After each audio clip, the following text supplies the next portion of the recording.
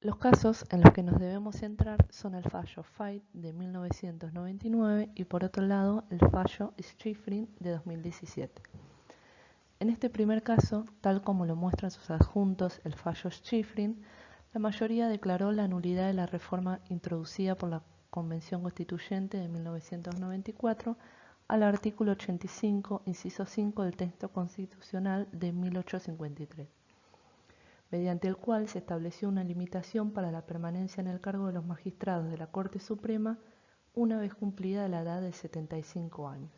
Artículo 99, inciso 4 del texto vigente de la Constitución Nacional. El juez Fait, al momento de realizar la reforma, tenía 75 años, por lo cual va a esperar 5 años más y va a interponer una acción de inconstitucionalidad porque entiende que esta nueva disposición violaba la garantía de inamovilidad de los jueces, para lo cual va a tener en cuenta el artículo 110 de la Constitución Nacional que dice que los jueces de la Corte Suprema y los tribunales inferiores de Nación conservarán sus empleos mientras dure su buena conducta y recibirán por sus servicios una compensación que determinará la ley y que no podrá ser disminuida en manera alguna mientras permaneciesen en sus funciones. Esta petición es aceptada en primera instancia y rechazada en segunda instancia, por lo cual llega a la Corte Suprema, quien acepta el pedido y pide la nulidad de ese acto teniendo en cuenta los elementos necesarios para que los jueces sean cesados en sus cargos. Este primer fallo será quien empezará a sentar jurisprudencia para el fallo que abordaremos nosotros. En el año 2017, en el fallo Schifrin, el juez presenta una acción declarativa de certeza con el objeto que se esclarezca su situación ante la decisión del Poder Ejecutivo de removerlo de su cargo con motivo del artículo 99, inciso 4.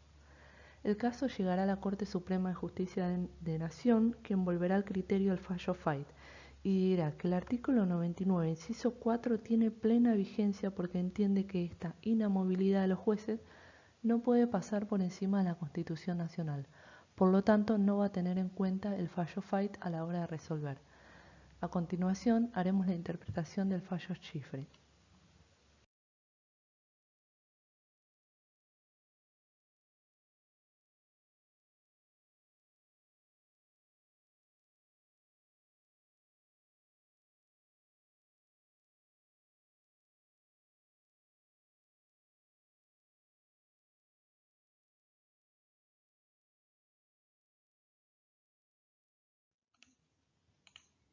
Estamos analizando el fallo de Leopoldo Héctor Schifrin.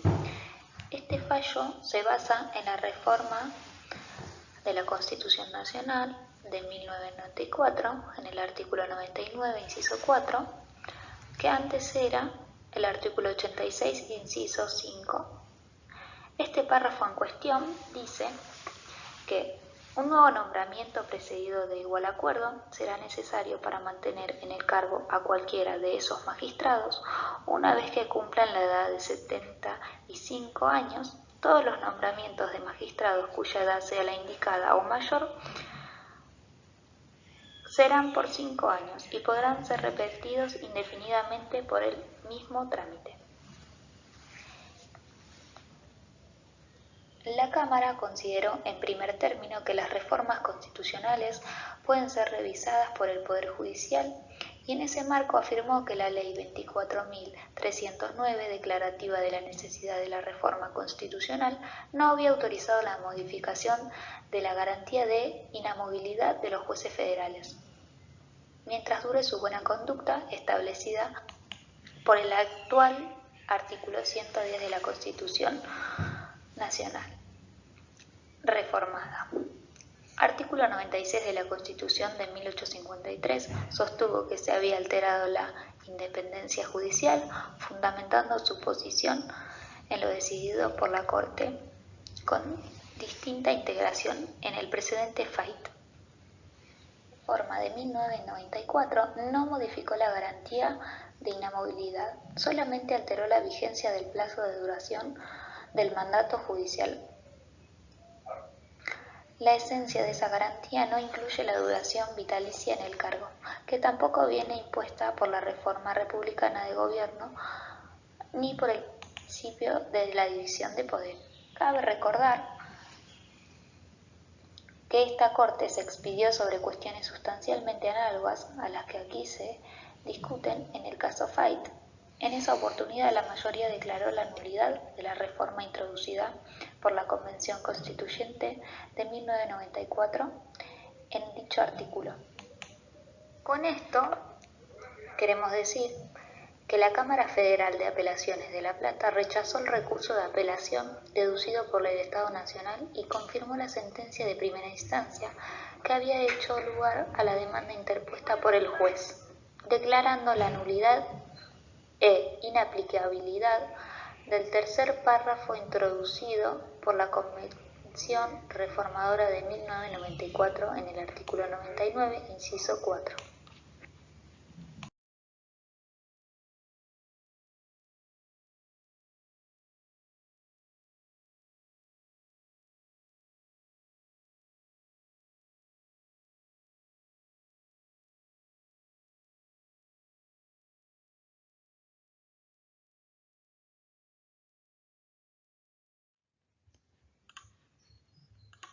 Teniendo en cuenta que la Convención se reúne con la finalidad de modificar o no solo aquellas cláusulas constitucionales que el Congreso declaró que podrían ser reformadas, que la Convención Constituyente es libre para determinar si lleva a cabo la reforma, que se incluyeron los diversos componentes del proceso de designación de los jueces federales que imperan en nuestro país, que la necesaria intervención de los poderes ejecutivo y legislativo cuando los jueces federales alcanzan la edad de 75 años aparece razonablemente como una de las modalidades posibles reservadas al constituyente para hacer efectiva esa competencia reconocida, que nadie tiene derecho al mantenimiento de leyes o reglamentos ni a su inalterabilidad, se ahonda cuando se trata de una reforma constitucional,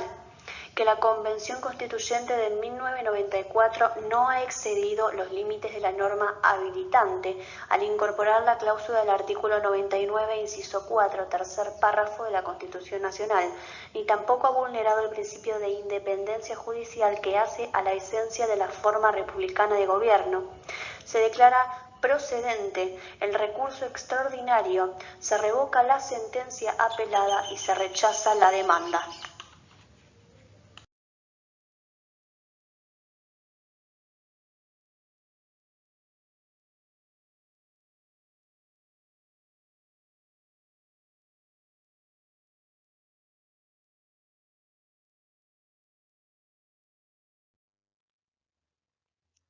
El doctor Juan Carlos Maqueda, en sus argumentos, dice,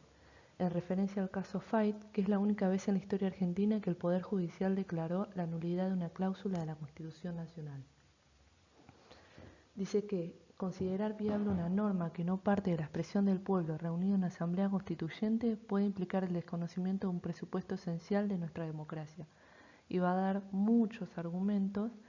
para entender lo difícil y lo conflictuoso que puede llegar a ser el desconocimiento de una norma de nuestra Constitución. Hace alusión a los diversos conflictos que ha generado la conformación final de nuestra Constitución Nacional y los diversos pactos que se debieron atravesar para la misma. Reconoce la tarea de los constituyentes a lo largo de los años para representar siempre la voluntad del pueblo. Citó doctrina y jurisprudencia.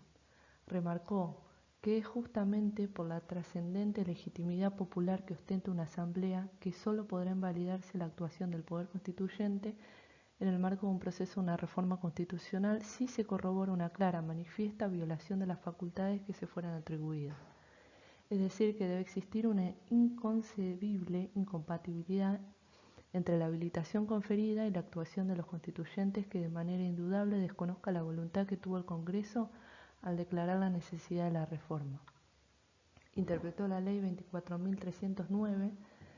que habilitó a la Asamblea Reformadora a actualizar las atribuciones del Congreso y del Poder Ejecutivo previstas en los artículos 67 y 86, inciso 5, norma cual devino en el artículo 99, inciso 4 de la actual Constitución Nacional,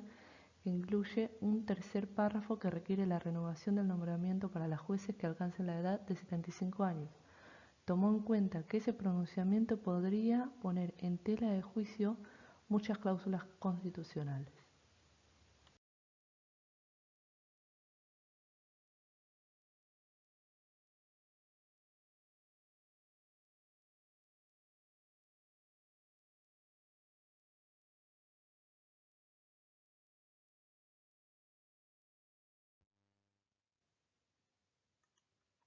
En sus argumentos, el doctor Horacio Rosati dice que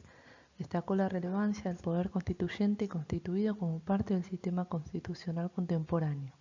El poder constituyente es aquel que dice cuáles son las reglas de convivencia y cuáles podrán modificarse a futuro, y el poder constituido es el que aplica tales reglas, pudiendo innovar dentro del estricto marco establecido por aquel. Citó doctrina y jurisprudencia. Dice que alterar la Constitución, siendo esto un sistema cultural creado por el hombre, haciendo una comparación, podría significar lo mismo que alterar un sistema humano. Y aplicando las consideraciones anteriores al caso en debate y reconociendo que la inamovilidad consagrada por el artículo 110 de la norma fundamental, los jueces de la Corte Suprema y de los tribunales inferiores de la Nación conservarán sus empleos mientras dure su buena conducta, constituye una garantía objetiva y funcional establecida en miras a asegurar la independencia del Poder Judicial. Cabe determinar si el límite de edad de 75 años previsto por el constituyente para mantenerse en el cargo afecta a la garantía mencionada y, como consecuencia, la independencia del Poder Judicial. Que la inamovilidad de los jueces puede revestir el carácter de permanente o temporario, sin que ello desnaturalice la garantía ni afecte la idoneidad para el resguardo de la independencia judicial.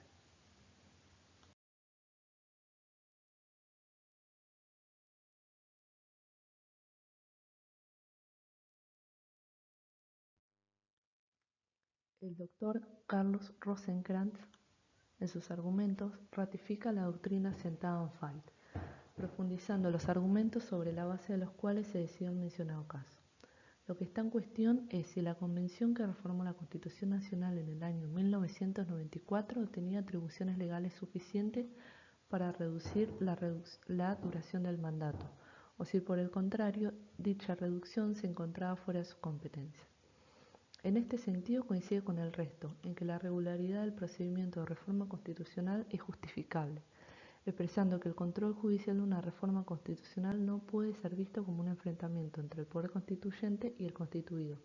sino como un ejercicio con el objetivo de preservar siempre la Constitución Nacional. Sostiene que las distintas convenciones constituyentes se atuvieron estrictamente al temario fijado por el Congreso, y así pone de manifiesto que para la Corte Suprema de Justicia de Nación, la inamovilidad, entendida como garantía objetiva contra eventuales presiones de los restantes poderes, es también sinónimo del carácter vitalicio de las funciones de los magistrados, y tal calidad estaba prevista en el artículo 96, ubicado en un capítulo distinto a la de la designación de los jueces, contenida por el artículo 86, inciso 5 de la Constitución de 1853. Explica además que el título del artículo 3.e de la Ley 24.309 solo menciona las atribuciones previstas en los artículos 67 para el Poder Legislativo y 86 para el Poder Ejecutivo, sin incluirse el artículo 96 que trata la inamovilidad de los jueces y la intangibilidad de su remuneración.